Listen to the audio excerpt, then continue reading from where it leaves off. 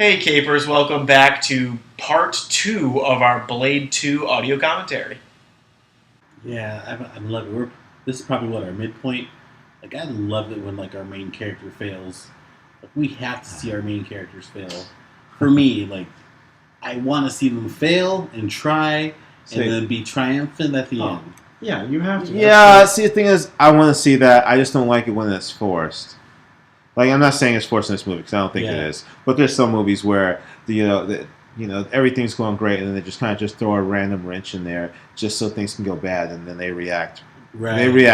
They react badly, and then something bad happens because they react badly, and it's their own damn fault. Right. And so, they always talk about you want your audience to be one step ahead of your protagonist and his characters. Like we know all about these Reapers and what they can do, and that they're not normal. These characters, our protagonists and their crew, they don't know that. So it's cool that here we are at the midpoint of this, and they're failing because they think that they can get through it. They think that they know their enemy, but they don't. That's really cool to see. And the funniest thing, because we have a scene where the dude from Fast and the Furious is shooting at the club, trying to kill this Reaper. Uh-huh. But he's shooting with the silver nitrate bullets. Now, everyone in this club are vampires. So when he's shooting, all the stray bullets are hitting vampires, and the vampires are disintegrating. So he's killing his own. He's killing his own while trying to shoot this. I think I read somewhere. I think it's in this scene. Maybe it's one of the glass windows in the background is actually in the shape of the symbol for the Eye of Agamotto from Doctor Strange. Really? Of course, On it's purpose? also in the Marvel universe. Yeah. Okay. And Guillermo del Toro was actually a huge Doctor Strange fan, and he was actually a couple years after this was developing. He wanted to do a film version of Doctor Strange, but obviously that didn't happen. Till it happened in 2016, 2017. But Yeah, I'm surprised he didn't get on that then. I still think you give Guillermo del Toro an MCU movie someday. I mean, he's done This is Marvel. Well, I mean, but which one? I don't know. They've got a lot. They're going to be mining. They're going to be mining a lot more characters over the next few years. So.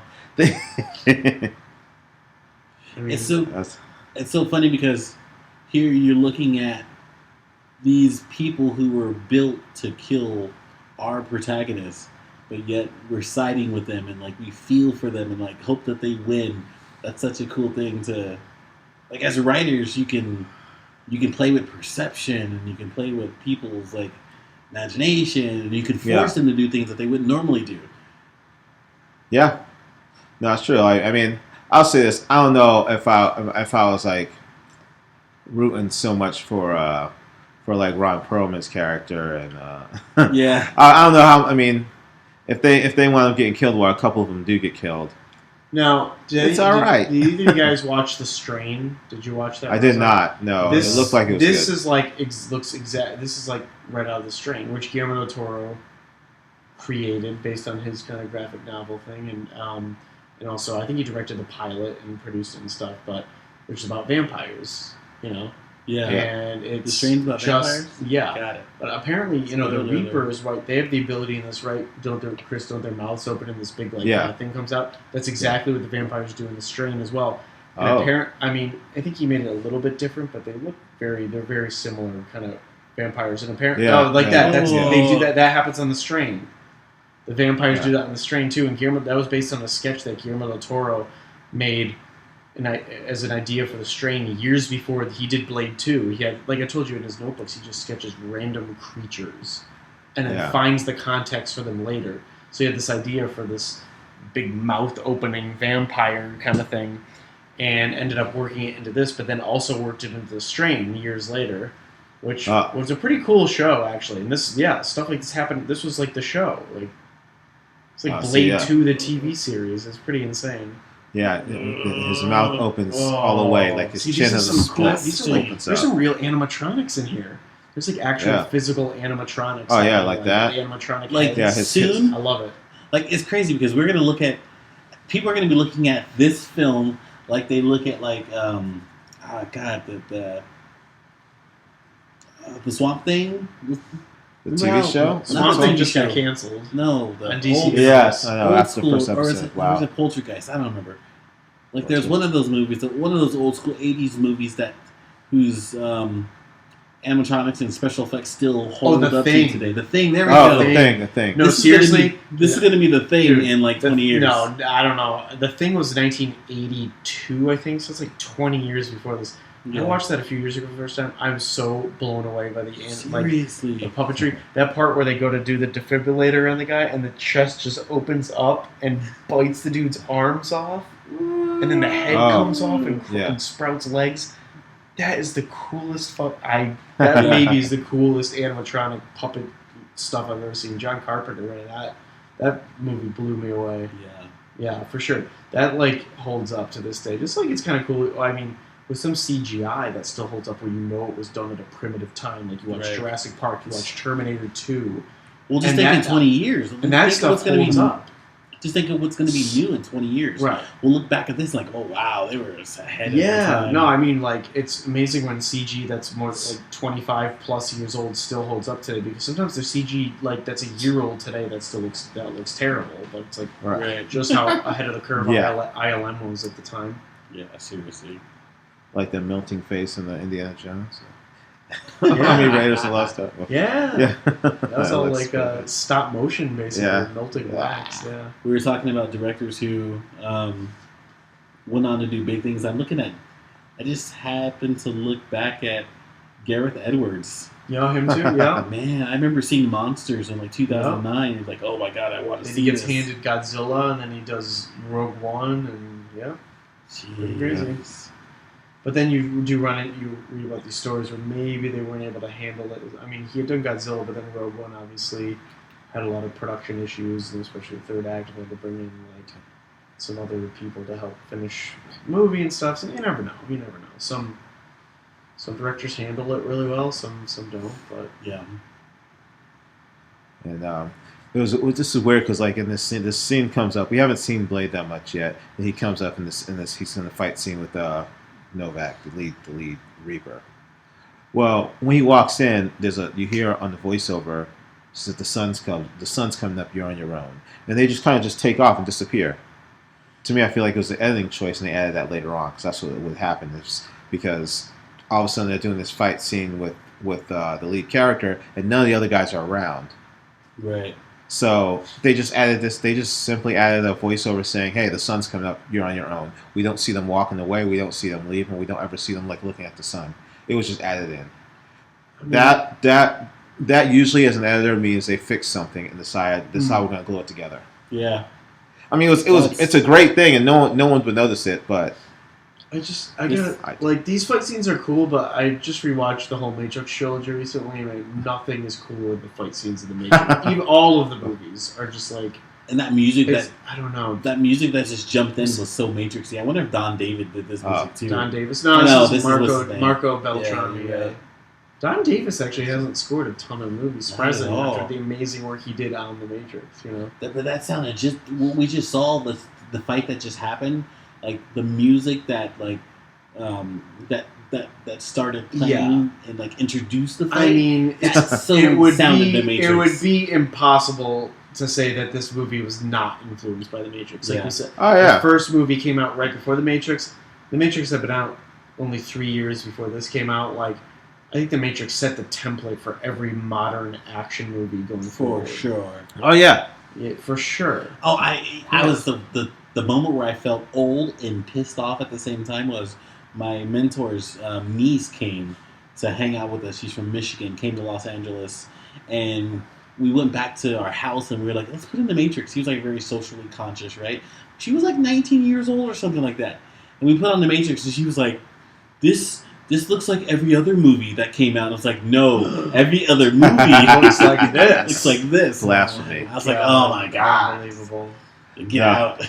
No, I think it's funny because with the one of the things that Matrix also did is change the outlook of the action hero, because a lot of times before that the action heroes were these guys that worked out, they're buff, they're martial arts, they're all this stuff. Oh yeah. But then they cast Keanu Reeves, who's freaking Bill and Ted. As the action star. And the thing is, after that, they started casting people that weren't buff. He done Speed before that's that. Not buff though. That's not he done Speed 5 years before the Matrix. But that's not big. Yeah. Then what are we talking about? Fight scenes. They didn't have fight scenes. Yeah. And on top of that, what Chris is saying, Trinity was more feminine, or Neo was more feminine than Trinity was in the Matrix. Yeah. Trinity's more of a badass. Yeah.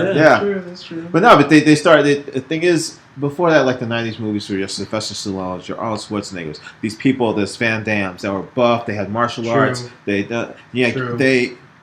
had to work out to be an action star. Yeah. Now, especially with CG and stuff, you can. They can turn Michael Cera into an action star now. You know, they did. I want to see that movie. Pilgrim. Make that movie, please. Scott Pilgrim. No, they did. Oh, Scott. See, he's on the fight scenes of Scott Pilgrim. Oh yes, I'm sorry. Yes. Oh, that's one of my favorites. Exactly. Scott Pilgrim. Like I just told you, they can turn him into an action star. Doesn't our friend and former Caper of the Week, Susie? Yeah, Susie really love Scott Pilgrim. She can't wait to do Scott Pilgrim. Maybe she will perhaps join us for that episode. Yeah, I think we have to give it to her at this point. Oh, yeah. No, bring her off. I love Scott Pilgrim. Now it's going to be a fun one. It'll be fun to have Susie too. I won't be here for that one. Why what not? Do you mean? Wait, what do you mean? How do you know when we're doing it? We don't know, and obviously we'll do it when you're here. What are you talking about? My hair. Wait, why won't you be here? What are you talking about? Okay, how many times have they killed this dude? Wait, why are you saying you're not going to be here for Scott Pilgrim? I was just playing. I saw Scott Pilgrim and I wasn't a fan. Oh, so I don't know why. Well, then that's why we need you here. The thing is, we need to do those counterpoints. That's why I want to watch Green Lantern. Green Lantern's not like the perfect movie, but it's a good movie to talk about. Dude, what I like is when you can. It's easy to talk trash about a movie. It's easy to go and riff off a movie. You know what's hard? Finding something positive. Finding something that you liked about the movie. No. Finding something that you liked that everyone a movie that everyone else hated. Finding something that you liked in that movie. That's hard. Like you like After Earth enough to see it 11 times in the theater. And virtually everybody else on Earth doesn't. Okay, I guess it would be hard for me to find something good about that movie. Yeah. After Earth. Or Martin likes X-Men: Dark Phoenix. Or Chris, you have a different opinion on that? Yeah. I've not seen it, so I cannot say. I'm gonna watch it tomorrow. I told myself, I'm on my lunch break today because I work out in Burbank. I'm gonna go to AMC 20. Just watch a movie on my lunch break. You have a 2-hour lunch break? No, I can just watch half of it. Well, that's a waste of money. You buy a ticket for that? I get free movies, bro. Wait, how do you get free movies? I can't tell you. I can't tell you live. Martin, share your secret about free movies with the. You just pay someone, and then they walk in there, and then open the back door. Whoa, that's shadier than I thought. I thought you were going to say it was through work or something. No, you just bribe. I thought you just got the AMC pass. You wait by those exit doors that don't have any handles on the outside for when people come out. I've seen people do that at the Universal City Walk, really, and then people come out where you can't get. There's no handles. Yeah, but it comes out in the hallway and open. People just. I haven't done that. I haven't done that since 6th grade. I've never done that. I've always supported the film industry, knowing I wanted to work in it and make it, and I've always paid for my tickets. I don't do any of that crap. See, the thing is, sometimes I need support working in the film industry, so That's true. That's true. I was a poor boy. Do you want long hours, low pay, and to live in one of the most expensive cities on earth while fighting every single day with thousands of other people who want your same one job? Come work in the entertainment industry in Los Angeles. Oh man, it's a grind. That's what I like about this podcast. We've all made it this far. Yeah, Capers. If you don't know how it is, it can be hard here. Definitely. Hey, listen fun, but it's hard, man. And listen, Capers, if you need any type of advice and you want to come out to Los Angeles, hit us up. Drop us a line for sure. We've been here. We've between the three of us. Well, we've probably got over 30 years in LA, right? Yeah. I'm on. I would say that. Yeah. I'm on year 9. I'm on 11. Yeah, actually, I'm on 11. I'm on 11, yeah. All right, so we're at 31 years. Did I do that math right? Yeah, there we go. 31 years, nice. Yeah. There we go. We have 31 years of experience in Los Angeles, so... You work at Sony. I'm working in this, yep. Yeah. I'm a program director for an organization that works in the entertainment industry. And a fairly new job. I'm an editor. I edit TV shows. I edit television shows. There we go. Yeah, man. We know what's up. You guys ever have any questions about... the industry or LA or whatever, let us know. It's so funny. I'm at this point where, I drove on the NBC Universal's lot today, and you have to give them your ID in order to get in. So I give them my ID, and then they give you a pass that you have to put in your window. And then I looked in my window. I'm going into NBC Universal. I'm like, oh crap, my Warner Brothers pass is still on there. So I have to pull it off real quick. Are you afraid they're gonna judge you for going to mall? Everybody drives between this. There's plenty of people who drive between all the different lots. I think for work, right, deliveries or meetings or whatever. But I think that's the point where you realize you made it. Like when you have to pull off passes from other studios. Well, unless you're going to job interviews at every place you're employed, then Right. You haven't made it quite yet, but getting an interview on the lot is that was so exciting. When I first got out here, just going on the lots. Right. Been on all the major studio lots now and worked on 4 of them. Right. It's cool, Dude, I sent our old boss from the DGA, Tim Weber, an email. Oh yeah. An email last week. Listen, I want to potentially rent your theater for our award show next year. It's to go from a theater manager, working part-time for $12 an hour to say, I want to rent your theater. Do you think he's going to give you a discount? I don't know. That'll be $500,000 right out the DGA theater. All right, sold. Let's do it. This is cool. We've seen this before. This is definitely what you would call it? People getting bitten, and then the time, the ticking time bomb of when they change and when they turn into something else. That's Alien. Oh yeah. Oh, right? For sure. Yeah, that was probably established in Alien 1979. Yeah. This is cool. This is a great prop piece, this autopsy body that they're pulling apart. Think about the props department it's still Creature Effects who had to build this thing. Dude, that's amazing. Oh, and it has this is the Thing. This is the scene, the autopsy scene in the Thing, kind of. Yeah, I feel like I'm playing Operation right now. Touch your sides. Yeah, see. It's Blade's just says something completely wrong, why is that guy's heart black? It's Blade, it's not. You need to take your sunglasses off. You can't see. It's really dark in here. You have really dark sunglasses on. Yeah, Blade's facing the completely wrong direction while he's trying to talk to somebody. It's no, Blade, we're over here. We're over here, Blade. In the shadow. We're over here. Same with Ron Perlman. I don't think Ron Perlman takes his sunglasses off once in this entire movie. Yeah. So even Blade takes his sunglasses off. Barely. Ron Perlman's trying to do the trend even harder. We were into Ron Perlman at remember Happy Endings on Sunset, that bar? Yeah, I love that bar. Oh yeah, we got lunch there one time. They closed Happy Endings down? Well, it turned into something called Sycamore Tavern. Yeah, that's our kickball bar. Yeah. But anyways, we saw Ron Perlman there one time. Oh, nice. Okay. Oh. He hit on one of Maggie's friends. Oh, really? Are you sure? Pretty sure. He could have just been nice. And it didn't work, we'll just say it was nice. No, it didn't work. It didn't work. Okay, so Maggie's friend didn't. Yeah, a long time ago.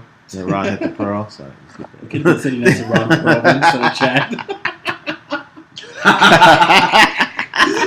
Damn it, Chad! You ruined everything.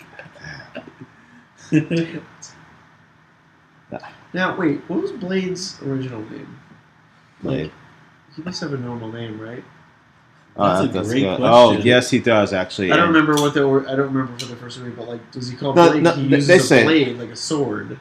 Well, that's not his name. No, I don't remember what his name is, but they do say it in the first episode. His mom calls him his name. Gotcha. Okay. Does Guillermo have I love how fetish? you roll Guillermo. You're so authentic. I can't even do it. Guillermo. Yeah. Does he have a thing for royalty? That's true. There's royalty in Pan's Labyrinth, Hellboy. This. Mm-hmm. Maybe that's a thing. Well, he's given grand movies, and grand movies have royalty in them. Maybe he's just always been fascinated by that. Maybe that's something. The history of succession and bloodline and stuff like that. I think that has a lot. Royalty is all about bloodline, right? Which are clearly blood. Oh my God! Wait, is Norman Reedus wearing puka shell necklace in this? Not puka, but it's. So he's a little hippie. He's a little It's hippie. something It's very not. 90s. He's not playing Powerpuff Daryl. Girls. That's 3 Is that times. an allegory for something? What is Why it for? Now I'm going to be Powerpuff just Girls? stuck on Powerpuff Girls all day. Actually, you know something? That's a good question because there has been a number of shots of Powerpuff Girls. In this last shot, the Powerpuff Girl was pretty prominent. Yeah, for sure. Could be weird. It could have been like Teletubbies or something. It's cool that now that we're looking at... Ooh. What did that just do? It's a flash bomb, sunlight bomb. It's cool to finally see these two getting along. UV bomb? Yeah, UV bomb. That's Like, good. I still knew that he was going to turn on him.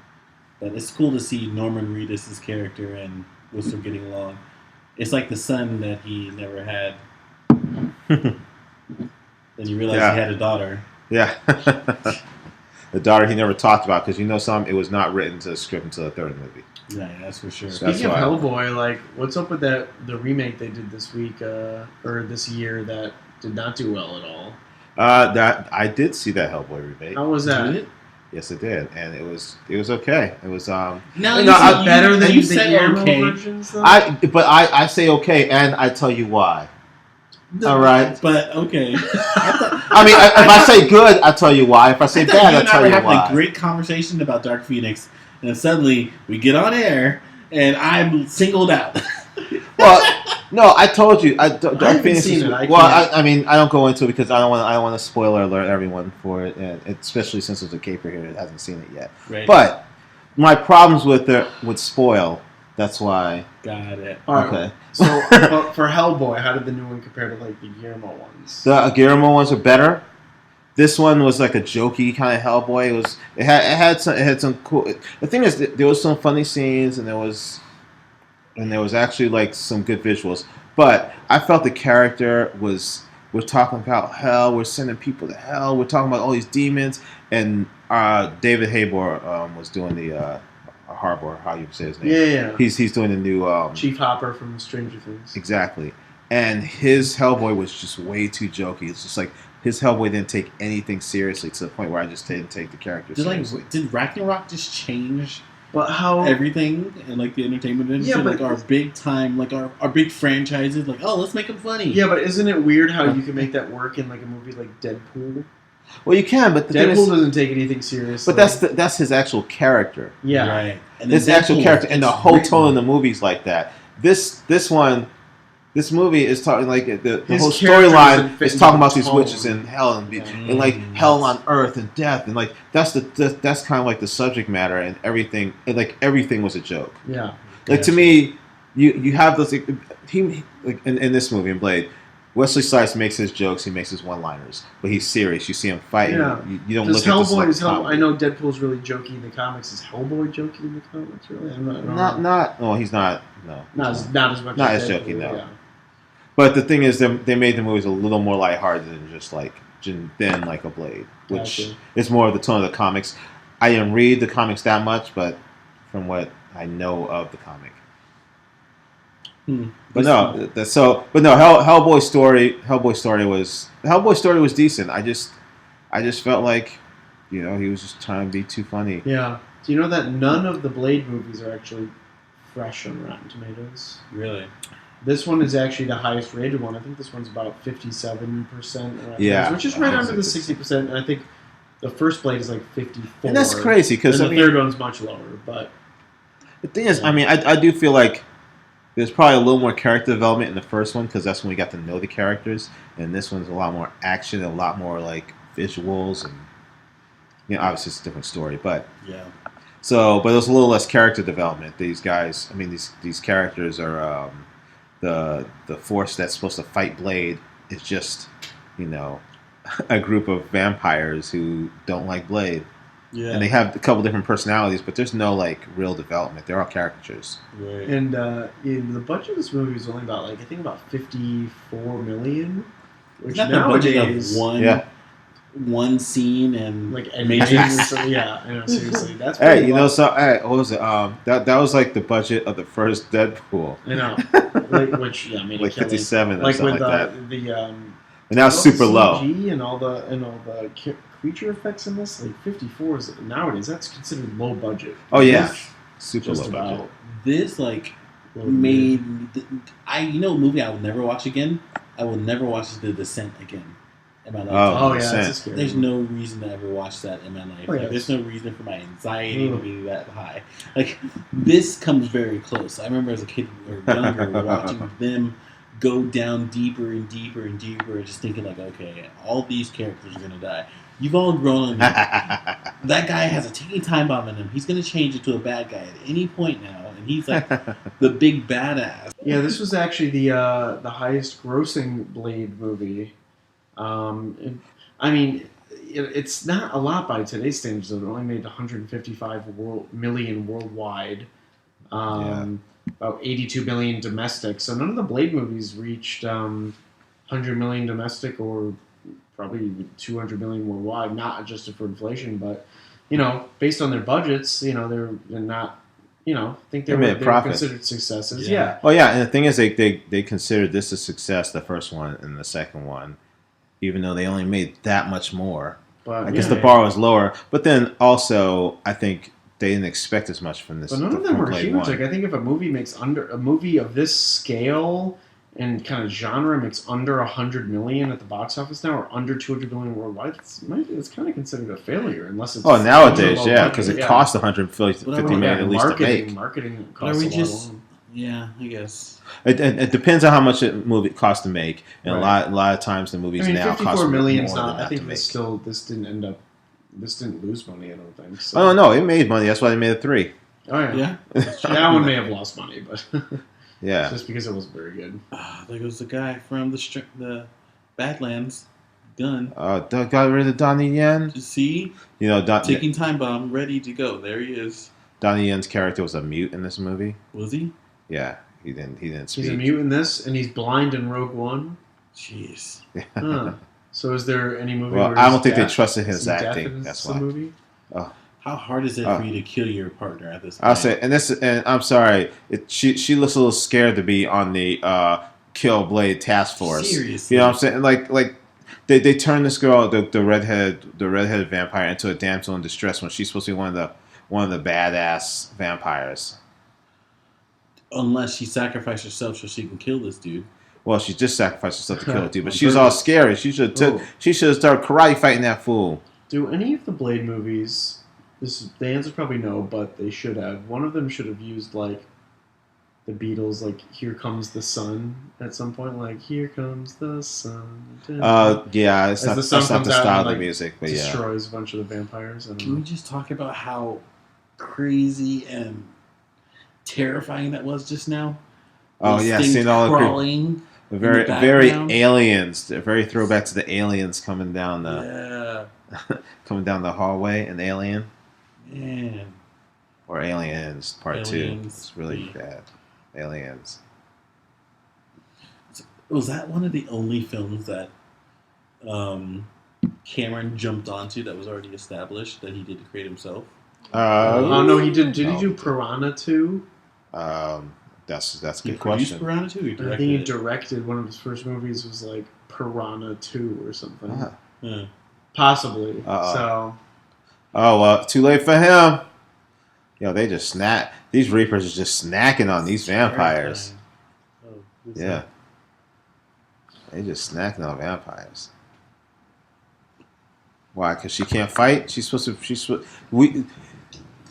It's funny because they kind of bring the female characters to like, they need to be saved, even though the female character here, and she was in the first fight scene with Blade, and they ended in holding his own. Yeah, they ended in a draw. I mean, holding his own. Yeah, it was ended in a draw. It was 2 against 1, but it was ended in a draw. Yeah. But the thing is, she was a badass. But no, because of the light bomb. That's why.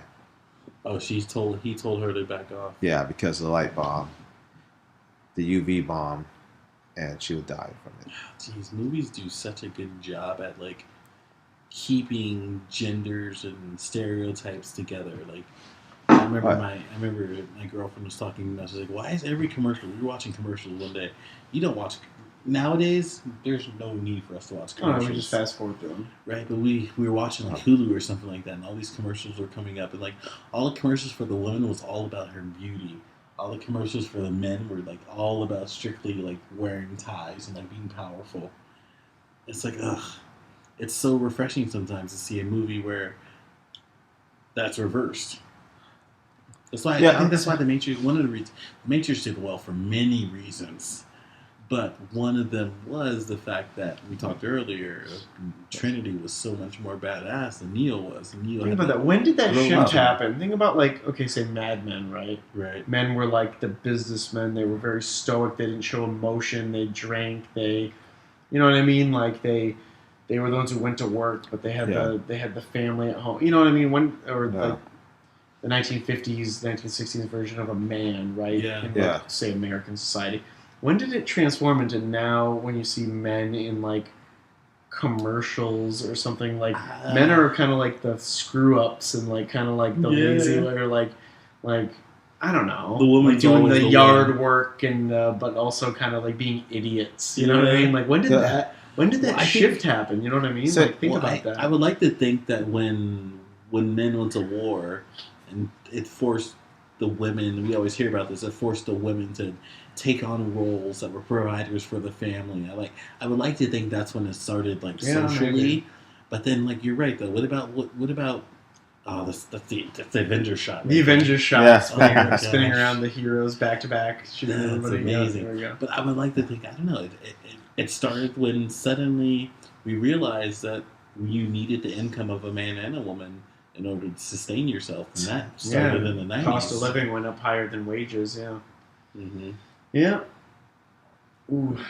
And that's another thing that movies do so good at is like telling you the narrative of what your life should look like and what your life should be. So now movies are telling us that the normal household is a man and a woman working to sustain themselves. So it's normal when a man and a woman get together and say, God, we don't make enough money to do X, Y, and Z. But nowadays it shouldn't have to be just a man and a woman.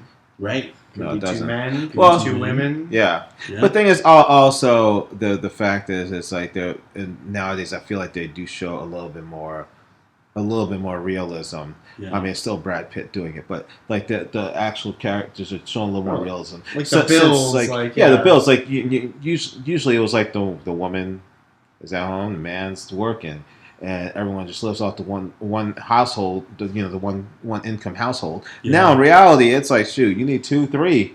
And sometimes roommates. You need somebody, roommates. So that's the reality of like today, and so and there's a lot more films that will show that more so. It wasn't all that perfect. Leave it to Beaver. Yeah. That's true. I think I Love Lucy kind of broke some ground touching upon that TV. Definitely. Like they always talked about money. There was like money issues. That she spent too much money, because Ricky was the one out there like working and stuff, and I don't know. Yeah. Anyways, we gotta wait. How do we go from Blade 2 to I Love Lucy? We should probably seeing a woman. I don't know. Still a woman character. Have to backtrack, rewind that, and tell us. Oh. And it's like ticking time, literally the time bomb. Oh, these UV bombs are sick. Yeah, it was a huge UV bomb. Cool. Take out the entire. Wow. I didn't know there was that many Reapers, but hey. And who was that? Gondor. Who created the UV bombs? It was it was Whistler and Scud working together. Well, it's Norman Reedus, Scud. But then Whistler helped out. I think it might be Scud. In the beginning of this movie, I forgot to pay attention to it, but I think maybe when you first meet him in this movie, he's wearing a T-shirt that has the logo or the name of the what's the Bureau? Pharma? No, the Bureau of Paranormal. Dharma? No, whatever's in Hellboy. Oh, interesting. Yeah. And this is 2 years because I think Guillermo del Toro was already a fan of Hellboy, and then interesting because that's that not little Marvel. Hellboy Easter egg in this 2 years before he actually ended up directing the movie version. Mm-hmm. For a different studio too. Those movies came out through Universal. Interesting. Yeah, that's not the same superhero universe. So.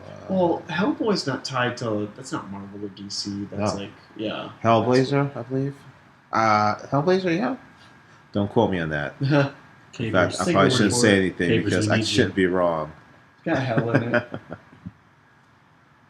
Is Whistler going to die again? I feel like sometimes that doesn't. Yes. When you kill a character once and everybody thinks they're dead, it's like not as impactful if you like kill them again. Yeah. Right? Oh, we already went through this one. It's like Loki, the Loki syndrome. So like Loki has to. He can't come.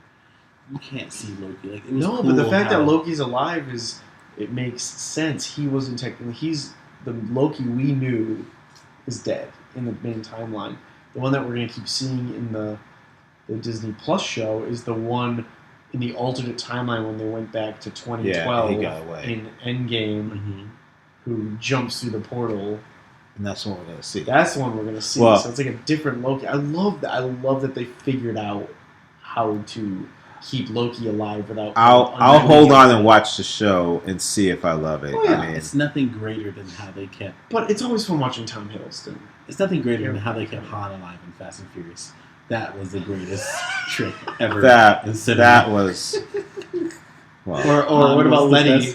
What about Letty when you thought Letty was dead? No, the Letty thing was whack. That was weak. All of a sudden she's back alive again. That's like, we need to bring her back. Letty wasn't done. I mean, Letty wasn't done as... Okay, Letty's... I was at the Dome when Fast 5 showed. And when Letty... Oh, you made it to the Dome for that one, but not any of the ones that we got tickets for together opening night. Cool. Cool. In Hawaii, cool. Oh, man.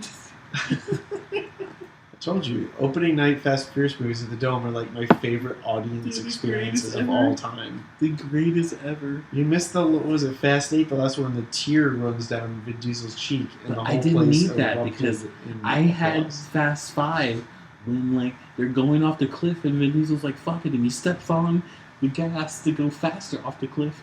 And they're jumping off as they fall into the... Yeah, but I was there the others when the stunts get even more insane. Like when they jump the cars between the buildings. Oh, yeah. Oh. Like he jumps into the window. That's what I hate. I just want street racing. Well, Hobbs and Shaw is going to be fun. The Hobbs and Shaw is going to be fun. Come on. That's going to be crazy. Some of the NBC Universal employees, and they were like, yeah, we'll get you guys over for the Hobbs and Shaw like showings on the lot here. And I was like, that's the greatest thing ever. I don't want to see Hobbs and Shaw, but if I'm going to see Hobbs and Shaw, I'm going to see it. You don't want to see Hobbs and Shaw? Yeah, but they've like... Why? What's wrong with you? I mean, I'm not what's wrong with you, but yeah, what's wrong? It's The Rock and Jason Statham. I mean, come on. Because you guys weren't part of the street racing culture. Yeah, but can't you accept the fact that this franchise has just like evolved beyond? Oh, you have a personal thing against the franchise. You Tyrese. Oh, I know. You can't still have fun with what it's become. I'm going to have fun with it. Okay. But I have my versions to this. Well, I mean, you should add your version to the later ones when it wasn't just street racing. Well, like it was all about street racing and Dominic and Brian's bromance. That's what it was. Yeah, Brian's no longer here. I know, but those, they had to evolve into big. When they had Vin Diesel fighting Jason Statham, and he was holding his own.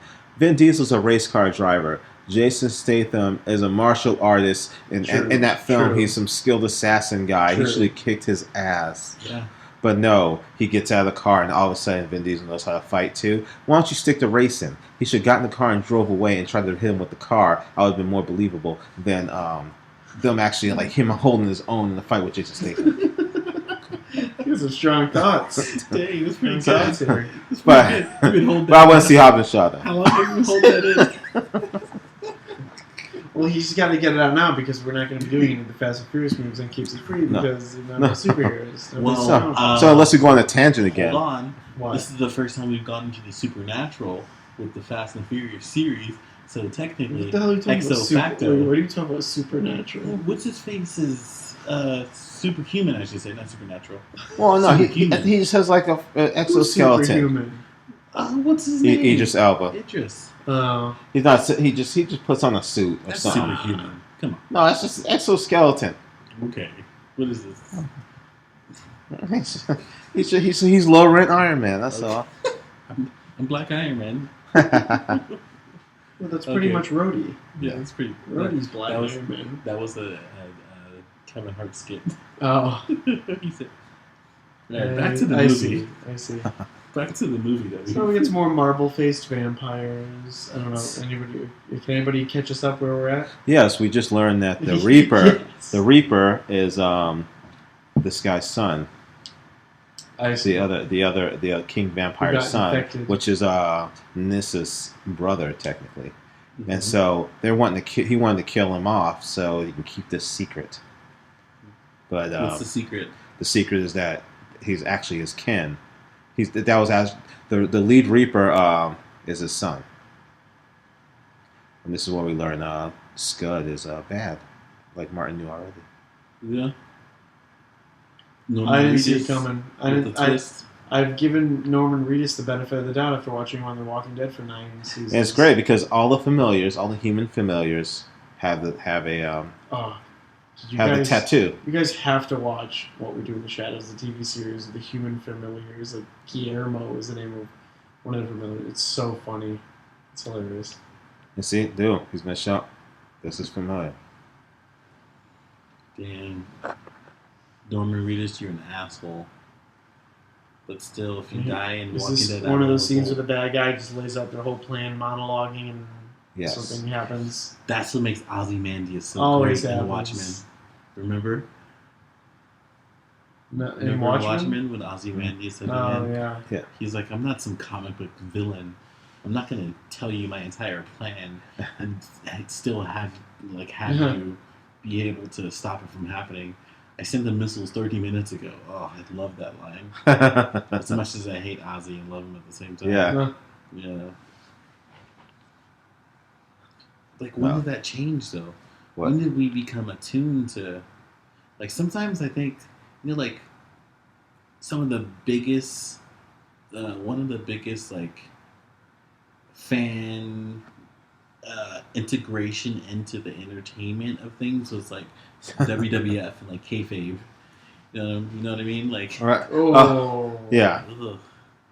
Andy blew up. He double crossed Scud.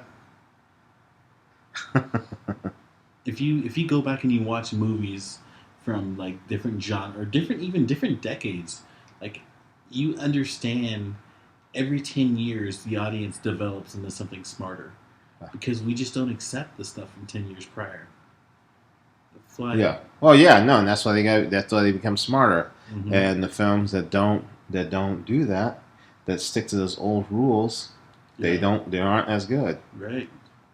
I remember in film school them talking about like Citizen Kane and Casablanca and how they're timeless. Like, okay, I'm 19 years old, a little kid going into 18 actually going into film school. I'm like, what the hell does timeless mean? Yeah. And then when I go back and watch The Matrix from 1999 here in 2014, and I understand that it's still relevant, and it doesn't feel like an old movie, I'm like, oh crap, that's what timeless means. Why'd you say here in 2014? Well, I was putting myself in 2014. Well, you could just say you're watching it today in 2019. Still. Okay. I thought you thought it was 2014 for a second. Why would I think that? I sign documents every day, Chad. Well, you've been writing one forward instead of 5 years behind. Yeah. Like the word timeless is in cinema. Timeless is like the greatest achievement. Yeah, I think so. A movie that people could it just has to be a really good movie and that people will just keep watching. I mean, nothing's 100% timeless. Like you watch Citizen Kane or Wizard of Oz or whatever, like you know they're products of their time.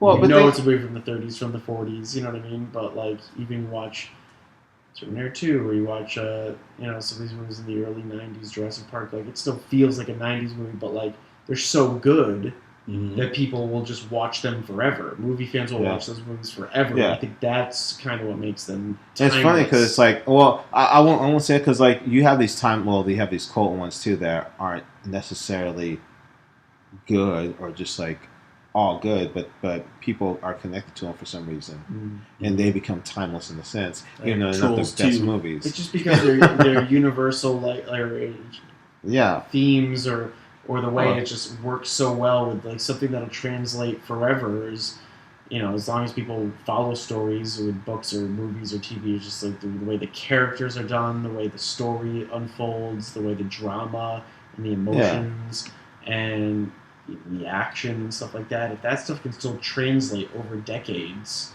it's like I use the example. Become timeless, even though you might look at something and say, "Oh, that fashion," even a black and white movie. Oh yeah. The fashion, or that's 90s fashion, that's 1960s fashion, or Right. the style is different from what you're used to today. If you can still resonate with all those other themes, which really makes people connect to art, and especially with cinema, like that's what makes the best movies the best.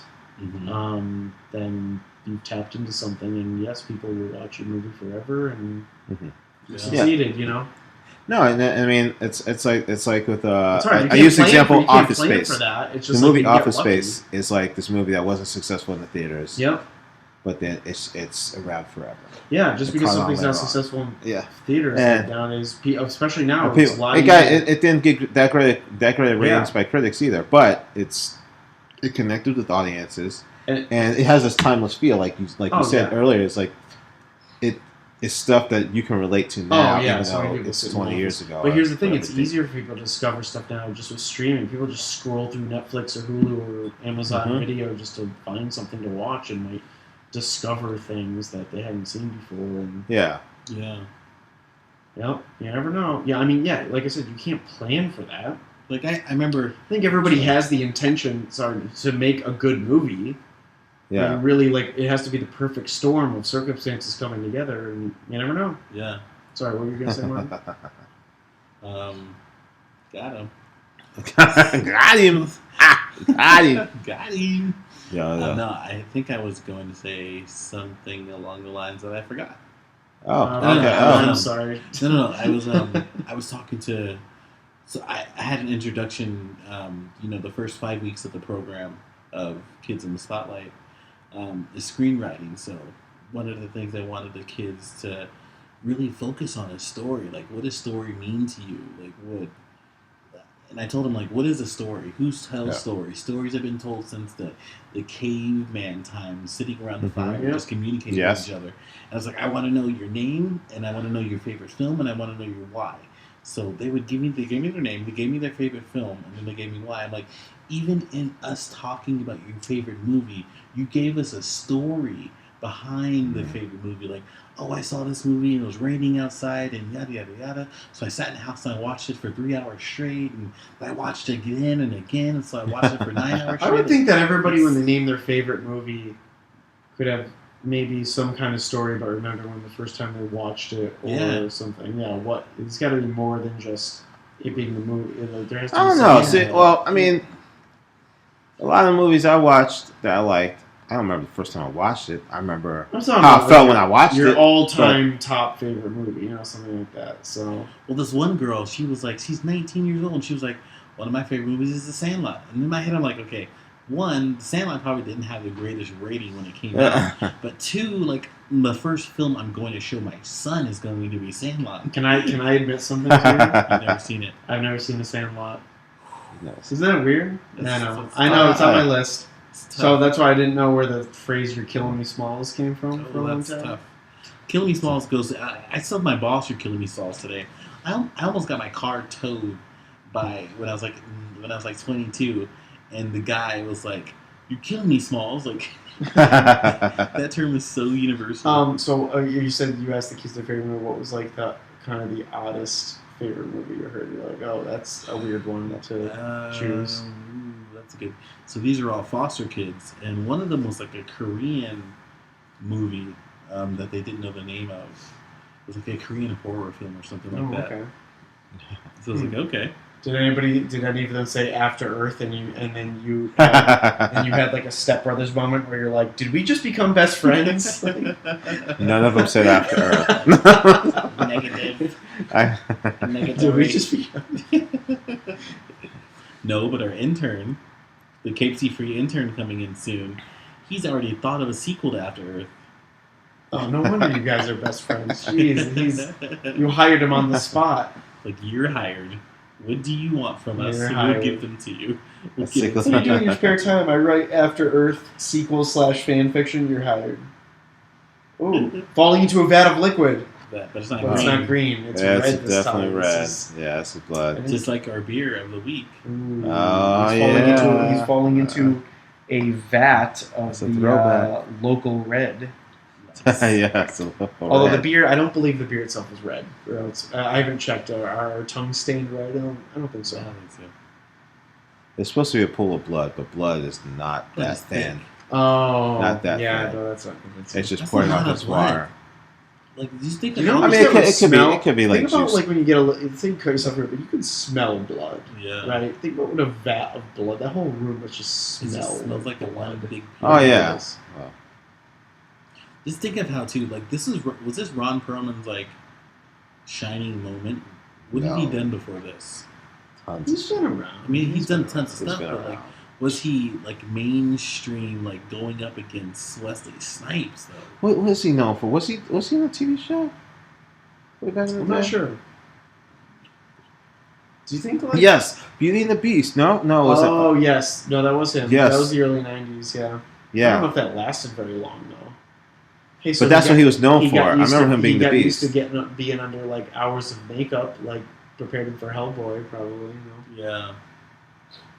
Do you think, like, okay, so blood stains pretty badly, right, on your clothing? Like, I just want to see some comedic thing with, like, Blade or any other action hero, like Rambo gets covered in blood, just, like, back at their apartment at the end of the day, just, like, reading, like, the instructions on the back of the laundry detergent, like, trying to figure out, throwing all their shit in the washer, like, trying to figure out how to get the stains. We wouldn't see that now because we don't have any more action heroes. Well, this is why Blade wears black. You don't have to worry about it. Oh, yeah, and it's like black leather. So fine, you know? Smart. It's like John McClane wears like a white tank top. Like, that shit's ruined. You're going to throw that away. Okay, dude, I went to go get something dry cleaned here in Toluca Lake. I forgot exactly where I went to, but it was in Toluca Lake. And I walked in, and there's like aisles. There's music playing. There's like a person at the main register. Oh, the suplex? Oh, suplex him, he pops up. Oh. That's action movie. It's like The Rock doing the rock bottom in Scorpion King. Oh, he does like the people's eyebrow like in a lot of his movies too. Yeah, early on. I don't think he does it anymore. Did he just stab him? Or did he catch it? He caught it. Ooh. Out the blade with his bare hands. Blade holding the blade. Blade breaking the blade. Yeah, Blade caught his blade. I feel like I can catch a blade. Oh. Oh. Cut him right down. Clean in half. That's it for Hellboy. What's left for him to do? What's left for him to do in this movie? Well, now he has to take care of the king. The king can barely walk. He threw him his sunglasses. Nice. His sunglasses back on. That was pretty cool. Gavin. That way he doesn't have to keep his he doesn't have to keep his contacts in when he has his sunglasses on. One of the things I learned about doing, or not doing, but like listening to directors' commentaries. I remember listening to Len Wiseman and everyone from the Underworld. And Michael Sheen was like, anytime I turned into a werewolf, like he had these big contacts in his eyes that he couldn't see. So every time now I'm looking at like these people turning into werewolves or vampires, I'm like, can you really see in his contacts? Like, probably not. Take up your whole eye. That's it. Somebody else should do a joke about like Blade like switching from sunglasses to like prescription contacts. His eyes are just all dark, like sunglasses. Yeah. If they do the Blade now, where Wesley Snipes a little older. Yeah. he's got the transition lenses. Blade just looks like he's got a pair of eyeglasses outside during the day. Bifocals and he gets shit. inside at night and then finally turns into sunglasses. Actually, no, that would be. He has like bifocal sunglasses. He's holding his head up. Oh no, he would have sunglasses during the day, and then at the night scenes, he just looked like he's like a nerd, like wearing glasses, like in the background. Clear frames. So now we have King talking to his son. We just found out, but his son has been turned into a Reaper. But because of disease, no. You know, it's like I can't. It was a secret. He keep track of the rules of the vampires being like this, and what we do in the shadows, and the strain. It's like because the thing is with the vampires, there's general rules that they keep that they have, it's just and then in different things they like break some of those rules, like Twilight. You know, I mean, they sparkle in the sunlight instead of die in the sunlight. Like there's so much zombie. There's so much zombie stuff too. Like so, there's different rules for different zombie things between The Walking Dead and Zombieland and World War Z, and it's like, man, it's like I don't know, it's, you know. Well, yeah, I mean, the whole Shaun of the Dead, you know. It's like, most of the zombies move slow until you got to 28 days later. Right, when those zombies were running at you. How people get turned and like it's.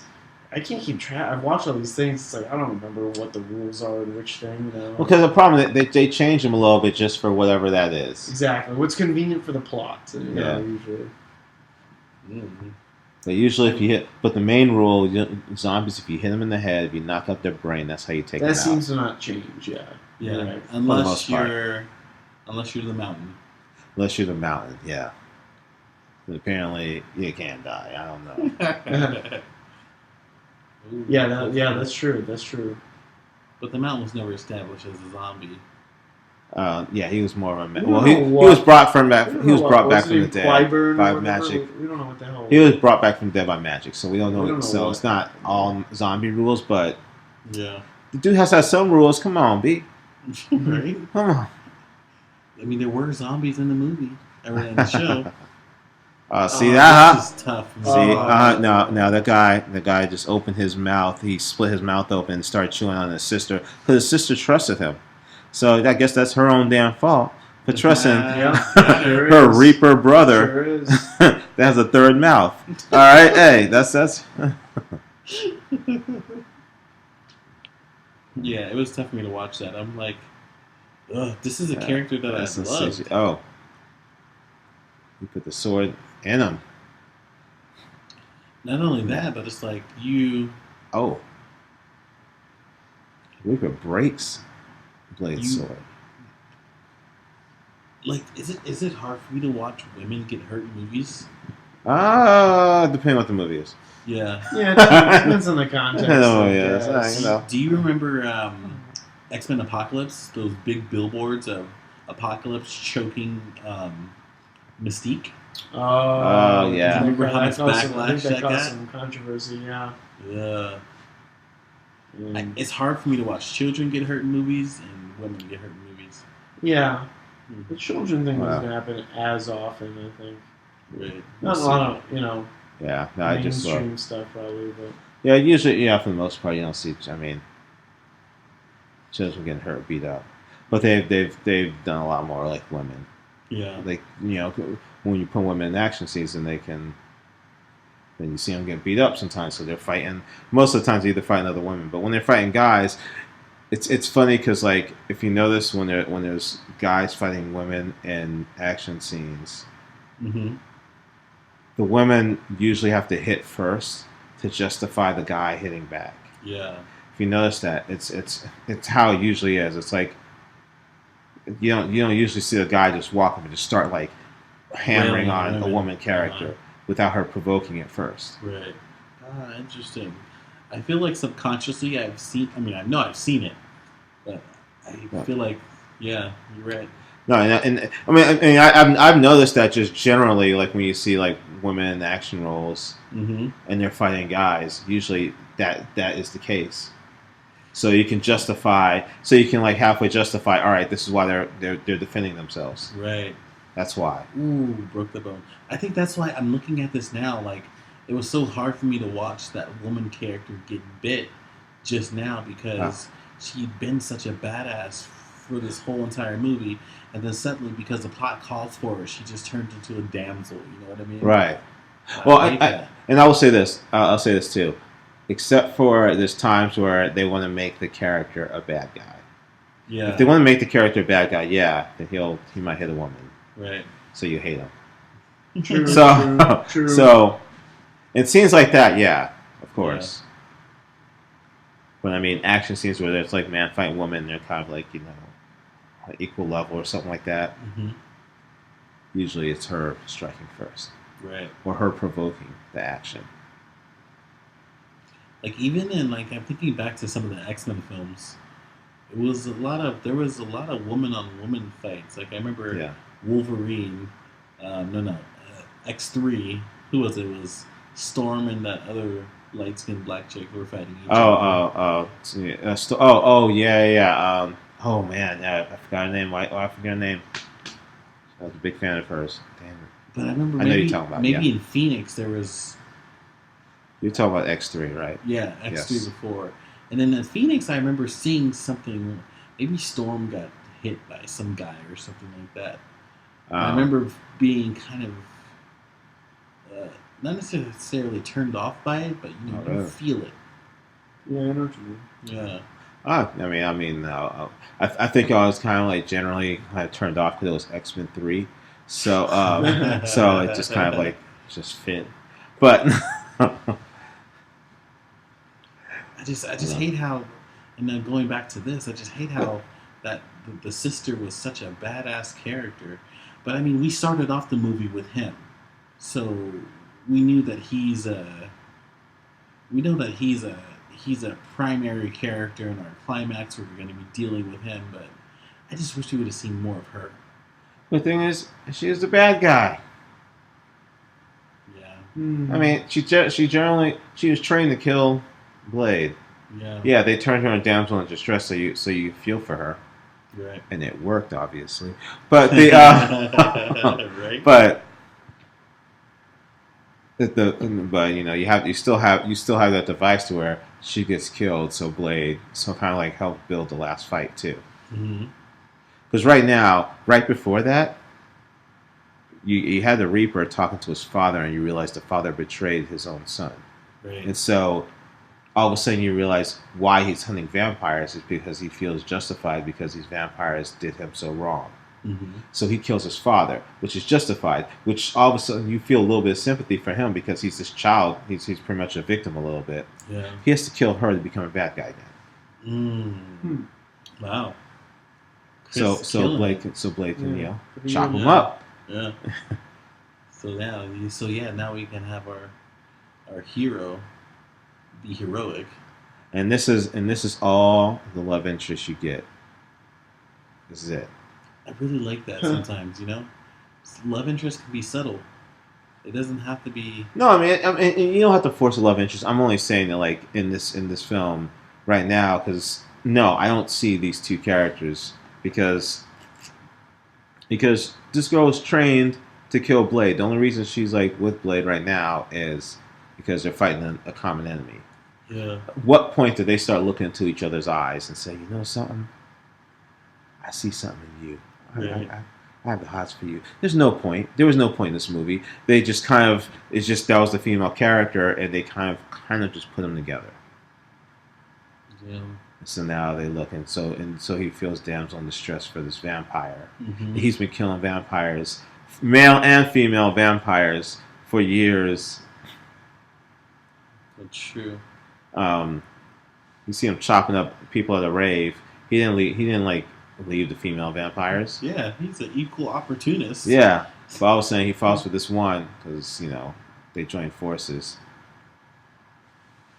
What does that do to his psyche? Like, even losing his mom at such an early age, you can probably see that there's no type of emotional connection with any woman with Blade. He probably has trauma left over from when he went through with his mom. Oh yeah. He just doesn't know. And his whole life is just fighting vampires. Yeah. We're in London.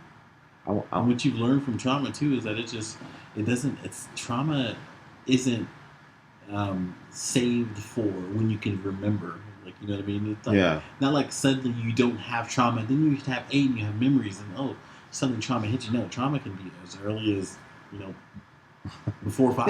Yeah. No, I mean, that's true. I believe that he is traumatized by awesome. vampires killing his mom. mom. He's going to a peep show and like Blades on the other side of the glass. See. To the end credits. That's a sick ending. David S. Goya. Yeah. Blade to the skull. Created for Marvel. Now, how come Marv Wolfman didn't create a Wolfman type comic character? I guess Universal already owned the rights. It's like being tall, and people telling you have to play basketball. I don't know, Sam. Yeah. Vampires, werewolves are all really related. Oh, Stan Lee produces. Avi Arad, who also produced the Spider-Man movies, including Spider-Verse. Okay. So I guess he has experience. There's a lot of like hip hop like soundtrack songs to this movie. And it's the same person. There's Common. This is a Mos different Def. song. Mos Def. Yeah. Wait, who's this? Mos Def. Oh, Mos Def. Or Yasmin Bey, as they call him now. Or he calls himself now. I can't believe I said Common. I'm just used to seeing Common now. Well, Common and Mos Def have both tried to have acting careers. Not tried. Well, I'd say Common's a little more successful right now, but yes, they both have. Common was awesome in John Wick 2. Yeah. Oh yeah. He was great, and there's this HBO series too. Be Kind Rewind. Be Kind Rewind. That's Mos Def. Yeah. Mos Def.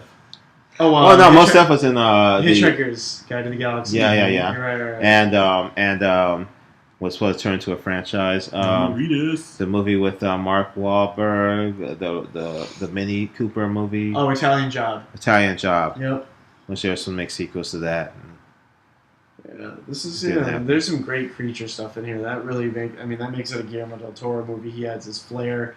When they hired him to do this movie, they weren't gonna tell him what to do. They were just gonna let him do his own thing. But they know Guillermo del Toro's a big comic book lover. He respects the comic stuff. Right. And obviously, what came before, but he adds his own flair to it, which really fit, I think, with the vibe of this. And just watching this now, after having watched the whole maybe 3-4 season run of The Strain up until a couple years ago, it's just like The Strain is just like this. He's just really good. I just felt like watching The Strain would have been like the same. There were good parts. The last. The end of the show isn't so great, but Wesley Snipes is one of the fight choreographers in this. Coordinators. Who are the fight coordinators? He coordinates the fight. There's no fights without him. I think Donnie Yen may have helped choreograph some stuff too in this. Obviously, he knows his martial arts pretty well. He wasn't credited for it. Oh, but no. But I mean, no, Donnie Yen was a big martial artist and from his country, which. I don't know. I'm not 100% sure what country he's from. Well, yeah, but in the the kung fu movies, the foreign kung fu movies, he's a big star. Credits are all in red, which is pretty cool. We have Eve. Blood Red. Eve in the soundtrack. That's right. Now we got Eve. Yeah, this soundtrack is definitely dated. Man, this is a time capsule. Eve from The Talk, I guess, right? Yeah. This is back when she rapped. I do not know what happened to Eve. She's on The Talk now. Is she really? Yes. Yeah, she went the Queen Latifah route, but did not make it. I see. So, what do you think? You guys like this one better than the first one? See, the thing is, the thing I like about this one, I like the character development in the first one more so, just because we're meeting the characters. But in this one, you have the visuals, the action, the fight scenes. Everything was everything else was amped up, and I think it was amped up great. And everyone's motivations, it made sense. Yeah. I mean, it really, except for that girl at the end trusting her brother, it really wasn't anyone else's fault. It's their own damn fault. It wasn't their own damn fault in this one. There was no one at fault. It was like everyone's motivations were authentic. Yeah. So, it's a good movie. Yeah. I mean. This is my brother's favorite, and it's kind of probably my favorite Blade movie. You said the first one was your favorite. I'm on. I said they're on the same level. Chris, didn't Mike Mignola create Hellboy? Oh, he's listed as a visual consultant, no. Right? Didn't he create? Yeah. It would have took right now. Mike Mignola. I don't know. Actually, visual consultant. He was just listed as on this. Oh, Tippett Studios did a lot of the creature stuff and visual effects, and this is cool. Phil Tippett founded that studio. He started his career doing a lot of the kind of effects for the original Star Wars trilogy. I think Empire Strikes Back, Return of the Jedi, stuff like that. So, and Jurassic Park, he famously was going to do.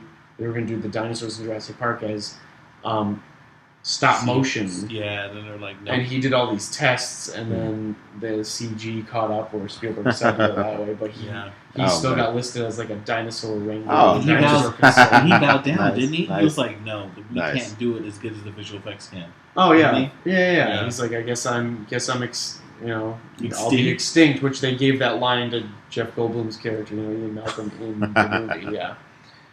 But yeah, very cool. Jeez. Yeah, and you're correct. He did create Hellboy. Oh, cool. So he's a visual Dark Horse. consultant. That's interesting. So Maybe that's maybe- why there was the little Hellboy Maybe connections he and already Easter knew he was eggs. going to do Hellboy from here, you know?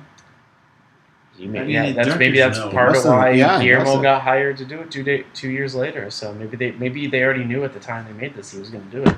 Interesting, yeah. James Patterson, the minister, probably different James. Yeah, probably.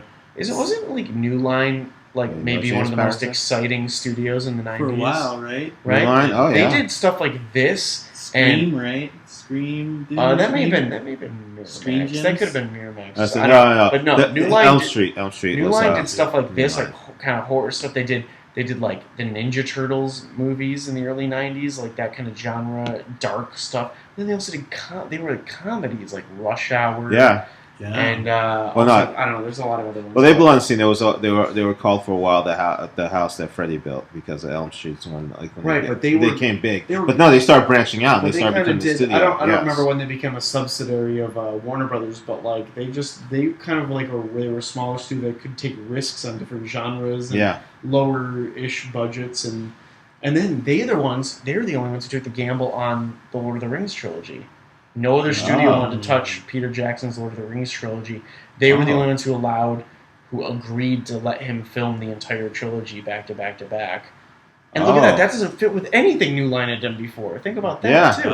And look at what that... They got bought after really, that. I'm pretty sure they got bought right there. Yeah. So No Reapers you were hurt gotta during respect the New Line Cinema for the risks they were willing to take. No real Reapers were harmed in Yeah. the making of this film. Nice. That's cool. Nice. Well, we're coming So, up on no the end. Reapers? Any final thoughts about the film? It's awesome. I mean, I always love watching a good Guillermo del Toro. And it doesn't say Blood Hunt at the end. So I'm telling you, gotcha. that's why that Blood Hunt thing is bullshit on Amazon Prime. I mean, the thing is, I've heard of Blood Hunt. I've Me heard too. it being called but Blood if it Hunt. doesn't say it in the actual film that you're watching, it doesn't No. count. I'm just saying. I'm just saying. At least like the Star Wars movies have the Okay. episode number And- and the title. I will say I did not pay attention to that until now. I never. I knew it was called. I knew about the Pretty Blood sure Hunt. IMDb I just did not doesn't know when it was say added that. on. Yeah. Yeah. I don't know. Blood Anyway, Hunt. so yeah, that's it, guys. Good stuff. Good stuff. I guess we'll Yeah. have to do Blade Trinity, round out the trilogy at some point. Definitely. A little early. Yeah. It's going to be The interesting to watch Trinity. Ryan Reynolds kind of earlier on, pre-Deadpool and pre-Green Lantern. Yeah, Yeah, it's so I funny guess because- that's his third superhero movie he'd be in. We don't jump back and forth too much. Even with the non-Marvel films, we don't jump back and forth. Like the most we've probably done was jump to Superman in the '70s, and but we Well, he get to did watch Batman. these actors develop and grow, like Ryan Yeah. Reynolds grow Yeah. into something else. It's so funny that Ryan Reynolds, the two movies that we were trying to vote for, Ryan Reynolds. So now we have had two. something Well, to no, do. but we should put that to a vote. It's the Green Lantern versus Blade. Trinity. Blade Trinity. So Yeah, hey, Ryan hey, Reynolds there we one go. wins out. We didn't have Blade Trinity scheduled for this season. Well, But maybe- the capers in the same. How funny would it be if we just kept on putting up Green Lantern against the movies And it just loses keeps getting every pushed? time. It gets pushed to Yeah, like it was season good. 5. Anybody. We'll You see. know We'll what's the weird see. thing about Green Lantern is like it's the director of like GoldenEye and Mask of Zorro, Martin Campbell. Like he's directed some good Casino Royale. Well, Yeah, maybe yeah. that's good it's stuff, but- I mean, you haven't seen it. It's not I the know. movie. It's not I the haven't seen it's it. not the greatest movie, I still but think it's Green not. Lantern's better than Yeah. Now we have Thor yet. 2. I'm pretty sure we have yet to do a Oh, movie. Don't we have yet to do yeah. a movie at Keeps You Free that I haven't actually watched Seen? initially? So that'll be interesting. Maybe you should watch it before. Still, I still think. Nah, I'll figure it out. you probably should watch it. I mean, you don't have to, but I'm just saying for our conversation. Okay, so we have one more go around with Wesley Snipes and his badass '90s haircut and sunglasses. So, and then nothing after that, right? what do you mean nothing? Was No more blades. Was this Wesley's last superhero film? Last time we Oh, see no. Wesley as a superhero?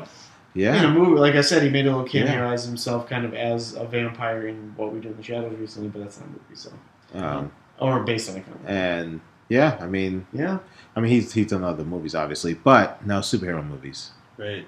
Wouldn't that be sick No. if he joined like the MCU? He's like the new Nick Fury after Samuel Jackson's contract is up. It's like Hey, Wesley he's tried. Snipes. He's been trying to That'd be kind of cool. come back as Blade That'd be kind of cool. because Yeah. Marvel has Blade now. could come in as the Ooh. Oh, did the rights revert back to Marvel Yeah. Studios? Yeah. They have them. I mean, I guess it's been 15 years since they've been a new Blade movie, so. And two, I mean, yeah, he's older now. He should. Yeah. I mean, they're gonna if they do Blade, they're gonna do a fresh Blade that can do a few years. They're gonna get a younger Blade. Will we see the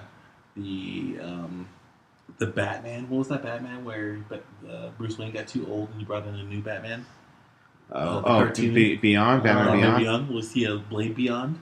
You know something? That's a possibility. I don't think so. I don't think we're going to see that before we see. Yeah. We're not going to see that before we see Ryan or Robert Pattinson as Batman. So yeah. That's true. Which I'm excited for. Yeah, we'll see. Good work. Yeah.